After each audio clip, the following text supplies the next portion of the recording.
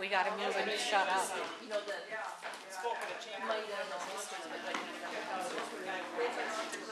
Jill Johnson has a great sense of humor and is passionate about small towns.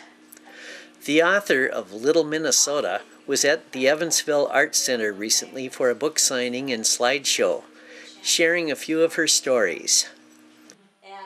I took off across the state of Minnesota to find our 100 smallest towns with a population around 100.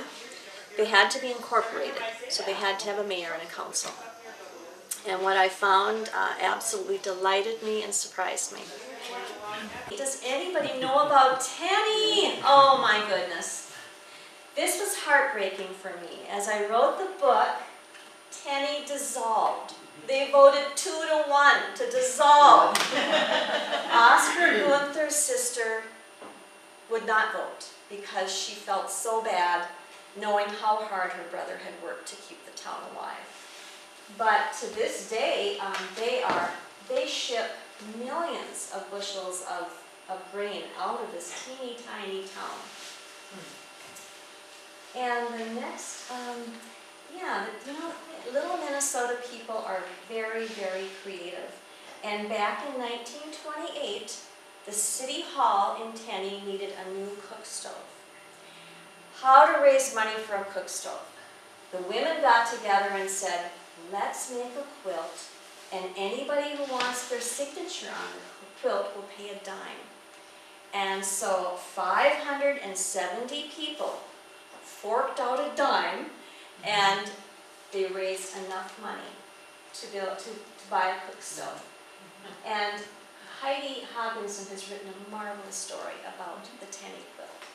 Where is it? The quilt? The quilt, Heidi actually has the quilt. And I believe it was her aunt or great aunt that was in charge of the fundraiser. So she has it, but it's a very, very nice book. Every town has their own story.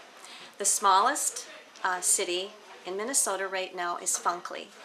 And they have a population of 5, but they have a mayor and a council. So they are in the book.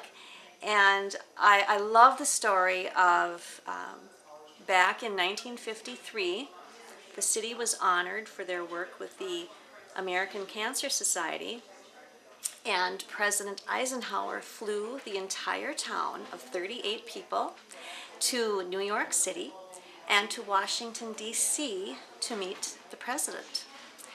Unfortunately, while they were in Washington, D.C., the mayor of Funkley slipped in the bathtub and broke his leg and was unable to meet the president. 2 people stayed behind to guard the city of Funkley.